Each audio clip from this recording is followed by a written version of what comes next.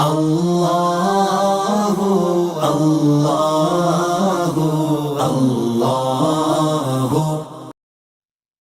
शबे मेराज का जो ये अज़ीम शान तोहफा है, पंज वक्ता नमाज, जहां इसकी पाबंदी करने की फजीलतें और बरकतें अल्लाह तबारक व तआला ने कुरान पाक में जगह जगह बयान फरमाई हैं, वहीं इस मामले में सुस्ती और गफलत करने की वईदें भी बयान की हैं। चुनाचे सूरतुल माऊन में अल्लाह तबारक व तआला इरशाद फरमाता है, फ़वैलुल लिल मुसल्लीन अल्लज़ीना हुम अन सलातिहिम साहून। तर्जमाए कंजुल ईमान। तो उन नमाजियों की खराबी है जो अपनी नमाज से भूले बैठे हैं। तफसीरे सिरातुल जिनान में इसकी तफसीर में लिखा है कि नमाज से गफलत करने की चंद सूरतें हैं, जैसे पाबंदी से ना पढ़ना या सही वक्त पर ना पढ़ना वगैरह वगैरह। तो मज़कूरा आयत में अल्लाह तबारक व तआला ने जो इरशाद फरमाया, फ़वैलुल लिल मुसल्लीन अल्लज़ीना हुम अन सलातिहिम साहून, तो उलमाए किराम फरमाते हैं कि ये जो खराबी की वईद अल्लाह तबारक व तआला ने बयान फरमाई है, तो दुनिया में भी उसकी खराबी की कुछ सूरतें होती हैं। कब्र के अंदर भी उनकी खराबी का वबाल होगा और क़यामत में भी उनके लिए खराबी है। दुनिया में जो बेनमाजियों के लिए अल्लाह तबारक व तआला ने खराबियां रखी हैं, तो वो दुनिया की मुश्किलें, परेशानियां, मुसीबतें। कब्र के अंदर बेनमाजियों के लिए जो खराबियां हैं, तो वो अज़ाब कब्र की सूरत है। और मैदान महशर में कि क़यामत वाले दिन सबसे पहला हिसाब नमाज का लिया जाएगा। तो जो खुश नसीब शबे मेराज के इस अज़ीम शान तोहफे पंज वक्ता नमाज की पाबंदी करते हैं, वो उस सवाल का सही सही जवाब दे सकेंगे और अल्लाह तबारक व तआला की तरफ से फिर उनके लिए इनामात होंगे। और जिन्होंने दुनिया के अंदर नमाजों की पाबंदी ना की होगी और इसी हाल में इस दुनिया से रुखसत हो गए, और क़यामत वाले दिन जो सबसे पहला सवाल नमाज के बारे में है, अगर उसका सही जवाब देने में नाकाम रहे, तो फिर उन नमाजियों के लिए क़यामत वाले दिन जो खराबी है वो जहन्नम का हौलनाक अज़ाब होगा। कब्र का और मैदान महशर का जो मामला है वो तो अपनी जगह है, लेकिन दुनिया में जो नमाज ना पढ़ने के वबाल हैं, दुनिया में जो नमाज ज़ाया करने की मुसीबतें हैं, उसके बारे में आज मैं आपके सामने कुछ अर्ज करता हूं। कुरान पाक में अल्लाह तबारक व तआला इरशाद फरमाता है, मा मिन मुसीबतिन फबिमा कसबत ऐदीकुम। रब्बे करीम इरशाद फरमाता है, ए लोगों, तुमको जो भी मुसीबत पहुंचती है वो तुम्हारे अपने हाथों की कमाई है। ऐसा नहीं है कि अल्लाह तबारक व तआला बिला वजह तुम्हें किसी मुसीबत में, किसी तकलीफ में दुनिया के अंदर मुब्तला फरमा दे। नहीं, बल्कि होता यह है कि तुम रब्बे करीम की नाफरमानी में मुब्तला होते हो और खुद अपने हाथों अपने लिए दुनिया की मुसीबतें मोल लेते हो। इसीलिए इरशाद रब्बानी होता है, मा मिन मुसीबतिन फबिमा कसबत ऐदीकुम।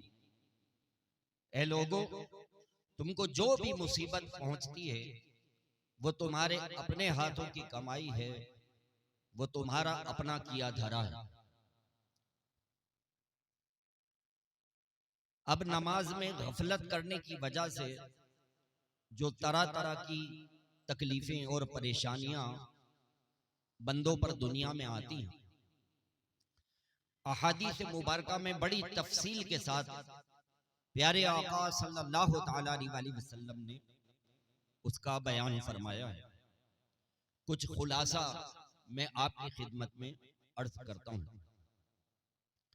तबलीग कुरान और सुन्नत की गैर सियासी आलमगीर तहरीक दावत इस्लामी के मुख्तलिफ शोबाजात में एक शोबा है तावीज़ात अत्तारिया का।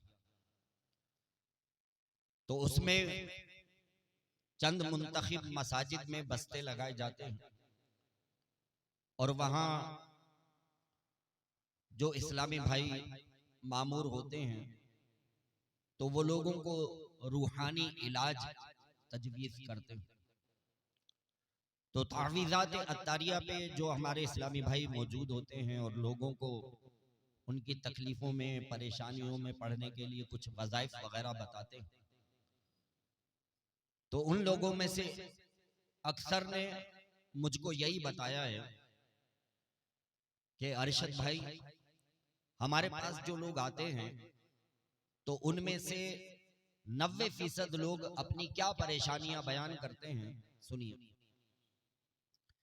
या तो लोग आते हैं और कहते हैं कि भाई रोजी का बड़ा हमारा मसला जो है वो खराब है, कारोबार नहीं है, दुकान नहीं चलती है, मार्केट जो है वो बिल्कुल ठप हो गई है और कारोबार बिल्कुल मंदा हो गया है। या लोग ये कहते हैं कि नौकरी छूटने वाली है, कंपनी में छांटियां हो रही हैं और हो सकता है हमारा भी उनमें नाम आ जाए। या आके ये कहते हैं कि हमारा उनमें नाम आ गया है, कंपनी से फारिग कर दिया गया है, बेरोजगार है। तो रोजी रोजगार की बड़ी परेशानियां हैं, तो इसके लिए कोई तावीज, कोई दुआ वगैरह बता दे। या तो लोग आते हैं तो ये कहते हैं कि जिस्मानी बड़ी तकलीफें हो गई हैं, जिस्मानी कमजोरियां बहुत ज्यादा बढ़ गई हैं, दिल कमजोर हो गया है, फेफड़े कमजोर हो गए हैं, गुर्दे कमजोर हो गए हैं, बीनाई कमजोरी हो गई है, याददाश्त कमजोर हो गई है, जिस्मानी दिमागी बीमारियां बहुत बढ़ गई हैं। तो बीमारियों से नजात के लिए कोई तावीज दे दे, कोई इलाज वगैरह बता दे। या तो लोग आकर फिर ये कहते हैं कि औलाद जो है वो नाफरमान हो गई, औलाद हमारी बात ही नहीं सुनती है, हमारे लड़के लड़कियां बिल्कुल हमारे कंट्रोल से बाहर हो गए। बेटी माँ से जबान चलाती है, माँ से बदतमीजी करती है, बेटा हमसे जबान चलाता है, हमसे बदतमीजी करता है, और घर में हर वक्त बच्चे लड़ते रहते हैं। तो औलाद जो है ये नाफरमान हो गई है। तो इसके लिए कोई तावीज दे दें, कोई रूहानी इलाज बता दें, कोई पढ़ने के लिए कोई चीज दे दें। कहते हैं या तो फिर लोग आते हैं ये शिकायत करते हैं कि हजरत रात में नींद नहीं आती है, इतनी टेंशन है, इतनी परेशानियां और जहनी दबाव है कि रात में नींद बिल्कुल खत्म हो गई। 3-3 बजे तक जागते रहते हैं, 4-4 बजे तक जागते रहते हैं, करवटें बदलते रहते हैं, नींद ही नहीं आती। डॉक्टरों के पास जाते हैं तो वो नींद की गोलियां दे देते हैं, और वो नींद की गोलियां खाओ तो नींद आती है, नींद की गोलियां नहीं खाओ तो नींद ही नहीं आती। तो नींद बिल्कुल खत्म हो गई है, पूरी पूरी रात जागते रहते हैं लेकिन नींद नहीं आती। तो जो तावीज़ात अत्तारिया पे इस्लामी भाई मामूर होते हैं तो अक्सर उनमें से यही बताते हैं कि लोग जो आते हैं तो उनकी अक्सरियत जो है वो हमको ये तकलीफें बताती है कि इन चीजों का इलाज बताइए, इन चीजों के लिए कोई तावीज दीजिए, या इन चीजों के लिए कोई वजीफा पढ़ने के लिए हमको दीजिए ताकि ये हमारी परेशानियां दूर हो जाए। अब कुरान पाक की इस आयत मुबारका को जहन में रखें और फिर एक रिवायत में आपकी समातों की नजर करता हूं। रब्बे करीम इरशाद फरमाता है, मा मिन मुसीबतिन फबिमा कसबत अयदीकुम। ऐ लोगों, तुमको जो भी मुसीबत पहुंचती है वो तुम्हारे अपने हाथों की कमाई है, तुम्हारे अपने करतूत हैं, उसकी वजह से ही तुमको कोई ना कोई मुसीबत पहुंचती है। अब सुनिए, रिवायतों में आता है कि जो फजर की नमाज को जानबूझकर छोड़ देता है तो उसके चेहरे से चेहरे की रौनक जायल कर दी जाती है, और जो जोहर की नमाज को जानबूझकर छोड़ देता है, जोहर की नमाजों को कज़ा करता है तो उसकी रोजी में से बरकत खत्म कर दी जाती है, और जो असर की नमाज को जानबूझकर छोड़ देता है तो उसके जिस्म से उसकी ताकत जायल कर दी जाती है, और जो मगरिब की नमाज को जानबूझकर छोड़ देता है तो उसकी औलाद नाफरमान हो जाती है, और जो इशा की नमाज को जानबूझकर छोड़ देता है तो उसकी नींद की राहत खत्म कर दी जाती है। अब गौर कीजिए कि ये 5 वक्ता नमाजें जानबूझकर छोड़ देना, कि जिसको माअज़ल्लाह आज लोग गुनाह भी नहीं समझते, बेनमाजी तरह तरह की परेशानियों, मुसीबतों, तकलीफों में मुब्तला है।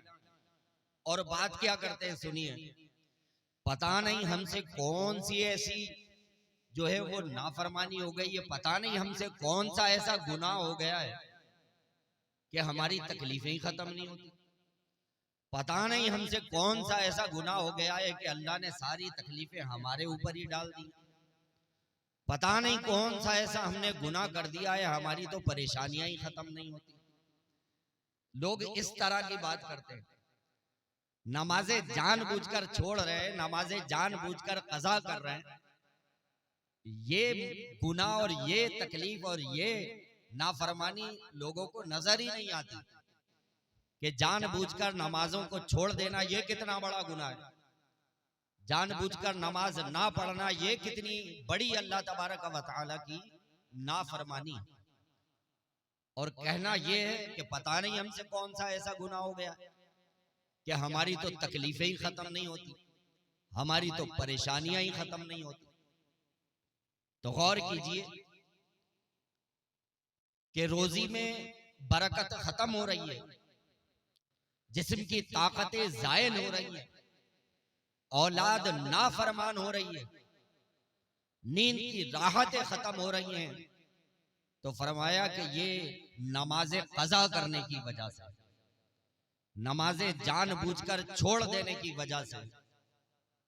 तो आज अगर हम ये चाहते हैं कि हमारी ये तकलीफें खत्म हो, हमारी ये परेशानियां खत्म हो,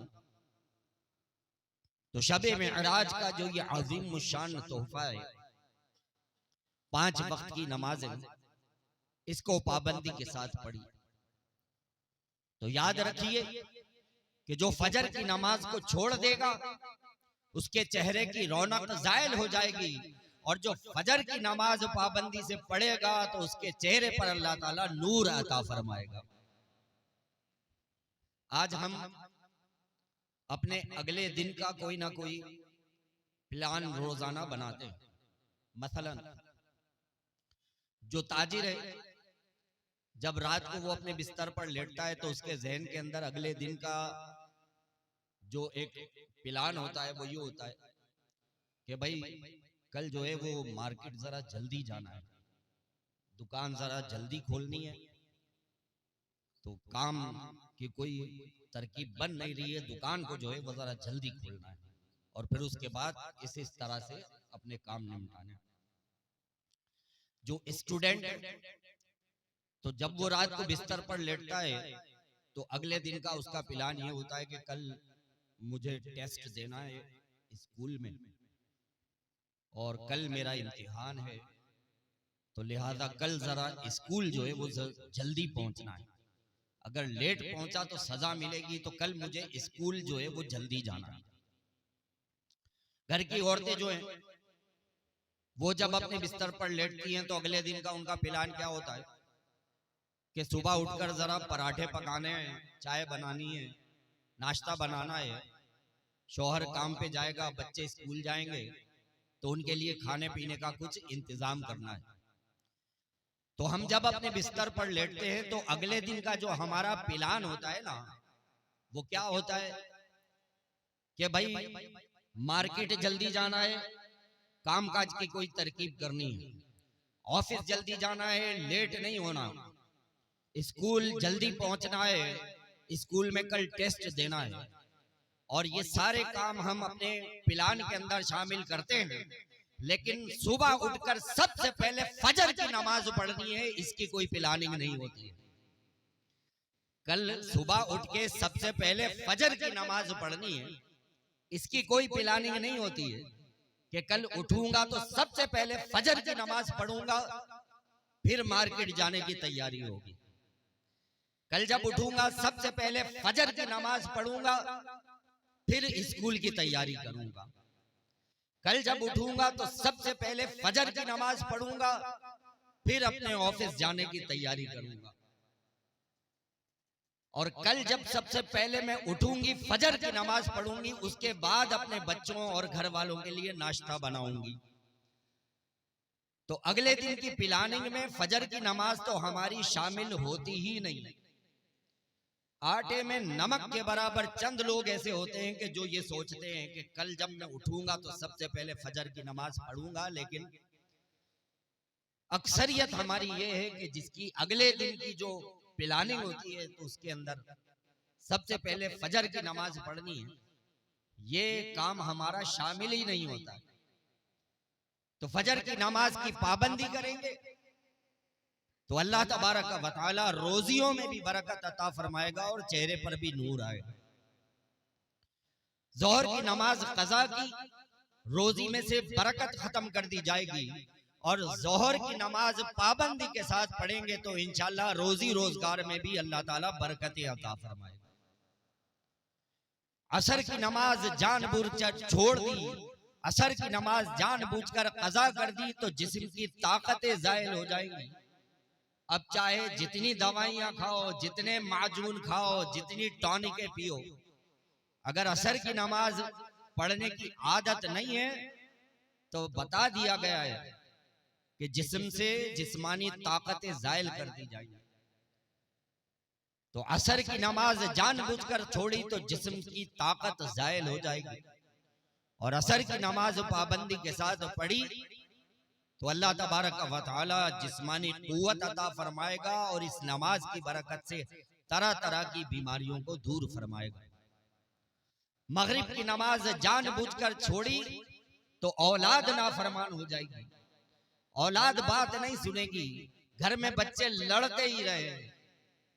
और मगरिब की नमाज पाबंदी के साथ पढ़ी तो इस नमाज की बरकत से अल्लाह ताला घर में मोहब्बतें पैदा फरमाएगा, औलाद फरमा बरदार बनेगी, औलाद हमारी बात मानेगी।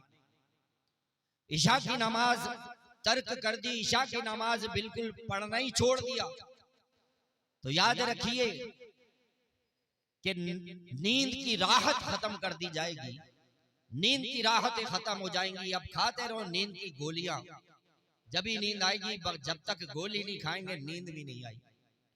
और इशा की नमाज पाबंदी के साथ पढ़ी तो इस नमाज की बरकत से अल्लाह ताला दिली सुकून अता फरमाएगा, ज़हनी सुकून अता फरमाएगा। जब दिल को सुकून होगा, जब ज़हन को सुकून होगा तो इंशाअल्लाह नींद भी अच्छी आएगी।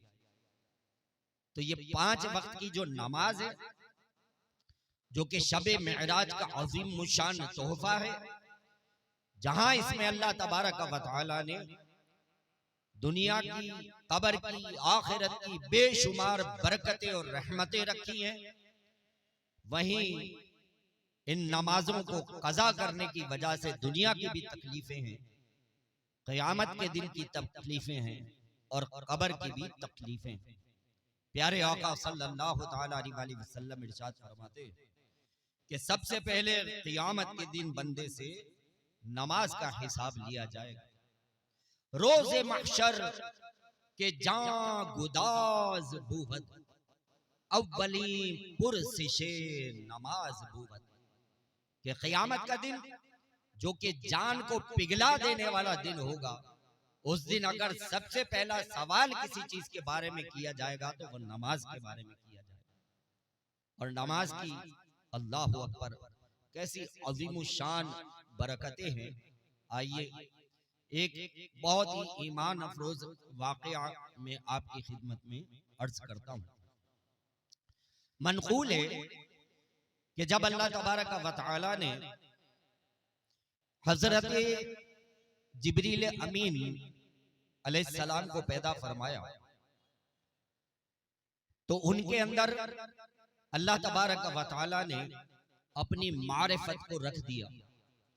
चुनाचे पैदा होते ही हजरत जिब्रील अमीन अलैहिस्सलाम अल्लाह ताला की बारगाह में सजदे में चले गए और सजदे में जाकर पढ़ना शुरू किया, सुबहान रब्बियल आला, सुबहान रब्बियल आला, सुबहान रब्बियल आला। पढ़ते रहे पढ़ते रहे पढ़ते रहे हत्ता के 30,000 साल तक जिब्रील सजदे में यही पढ़ते रहे। बात अच्छी लगे तो सुबहान अल्लाह भी कह दिया करो। पैदा होते ही जिब्रील अमीन सजदे में चले गए और सजदे में जाकर पढ़ा सुबहान रब्बियल आला। 30,000 साल तक जिब्रील अमीन सजदे में यही पढ़ते रहे, सुबहान रब्बियल आला। इतना तवील सजदा करने के बाद जिब्रील अमीन सजदे से सर उठाते हैं और सजदे से सर उठाने के बाद अल्लाह ताला की बारगाह में अर्ज करते हैं कि हे अल्लाह, जैसे मैंने तेरी इबादत की है मौला, ऐसी इबादत करने वाली तेरी और भी कोई मखलूक है? सवाल भी किया तो क्या किया कि हे अल्लाह, जैसे मैंने तेरी इबादत की है, क्या ऐसी इबादत करने वाली तेरी और भी कोई मखलूक है? बात अच्छी लगे ना तो सुबहान अल्लाह से अपनी जबानों को तर करना। जब जिब्रील ने बारगाह खुदावंदी अज़्ज़ा वजल में ये सवाल किया तो रब्बे करीम इरशाद फरमाता है, ऐ जिब्रील ये तुम क्या कहते हो? सुनो, आखिर जमाने में एक ऐसी कौम को पैदा करूंगा, ऐ जिब्रील अगर वो 2 रकात नमाज भी पढ़ेंगे तुम्हारी सारी इबादत से बढ़कर मैं उन्हें सवाब अता फरमाऊंगा। ऐ जिब्रील 2 रकात भी पढ़ लेंगे ना तो तुम्हारी सारी इबादत से बढ़कर सवाब अता फरमाऊंगा। जिब्रील अमीन अल्लाह ताला की बारगाह में अर्ज करते हैं, कई फज़ालिका या रब्बल आलमीन, ऐ तमाम जहानों के पालने वाले, ये होगा कैसे? मैं तो 30,000 साल तक सजदे में रहूं और पढ़ता रहूं सुबहान रब्बियल आला। वो कैसी तेरी मखलूक होगी मौला कि 2 रकात नमाज पढ़ेंगे और मेरी इतनी तवील इबादत से बढ़कर तो उन बंदों को अजर और सवाब अता फरमाएगा। कई फज़ालिका या रब्बल आलमीन, ऐ तमाम जहानों के पालने वाले, ये होगा कैसे? रब्बे करीम इरशाद फरमाता है कि ऐ जिब्रील, मैंने तुमको पैदा किया है ना तो तुम्हारे अंदर मैंने सिर्फ इताअत को रखा है, तुम्हारे अंदर नफ्स को पैदा नहीं किया है। तुम्हारे अंदर सिर्फ इताअत को रखा है, नफ्स को नहीं रखा। वो जो मेरी मखलूक होगी ना उनके अंदर मैं नफ्स को रखूंगा। दुनिया के अंदर जा करके उनको अपनी ख्वाहिशात के मुताबिक भी बहुत सारे काम करने होंगे। दुनिया के अंदर उनकी नस्ल चलेगी, शादियां करेंगे, उनके बच्चे होंगे। दुनिया के अंदर अपने बच्चों की परवरिश करना भी उनके लिए जरूरी होगा। रिज़्क़ हलाल कमाएंगे, अपने बच्चों के लिए रिज़्क़ हलाल का इंतजाम करेंगे। सर छुपाने के लिए घर का इंतजाम करेंगे। उनके माँ बाप भी होंगे, माँ बाप की खिदमत भी करेंगे। उनके दोस्त अहबाब भी होंगे, उनके साथ खैर ख्वाही भी करेंगे। ऐ जिब्रील, जब वो मेरे बंदे दुनिया के इन सारे कामों के अंदर मसरूफ होंगे, कोई मेरा बंदा रिज़्क़ हलाल कमाने में मसरूफ होगा, कोई मेरा बंदा अपने बीवी बच्चों के साथ मसरूफ होगा, कोई मेरा बंदा अपने माँ बाप की खिदमत में लगा होगा, और ऐसे में कोई मेरा बंदा मेरे घर से ये आवाज लगा देगा, हय्या अलस सलाह, आओ नमाज की तरफ, हय्या अलल फलाह, आओ फलाह की तरफ। ऐ जिब्रील, मेरे वो बंदे जिस काम में होंगे उस काम को छोड़ देंगे, जो अपने दोस्त अहबाब में होगा उनको छोड़ देगा, जो कामकाज में होगा उसको तर्क कर देगा, जो रिज़्क़ खा रहा होगा उसको भी मौकूफ कर देगा, दुनिया के सारे काम छोड़कर। ऐ जिब्रील, जब वो मेरे घर में आएंगे, पाक साफ होकर मेरी बारगाह में खड़े होंगे, पढ़ेंगे अल्लाहु अकबर, और उसके बाद जब वो सजदे में जाएंगे और सजदे में जाकर पढ़ेंगे सुबहान रब्बियल आला, ऐ जिब्रील, मुझे उन पर इतना प्यार आएगा कि इन सारी तेरी इबादत से बढ़कर मैं उन्हें सवाब अता फरमाऊंगा। ऐ जिब्रील, फिर मुझे उन पर इतना प्यार आएगा कि मैं सारी तेरी इबादत से बढ़कर उन्हें अजर और सवाब अता फरमाऊंगा। तो ये है 5 वक्त की नमाज। अल्लाह की रजा मिलती है, अल्लाह की मोहब्बत मिलती है, अल्लाह की करम नवाजियां मिलती है, दुनिया भी संवर जाती है, आखिरत भी संवर जाती है।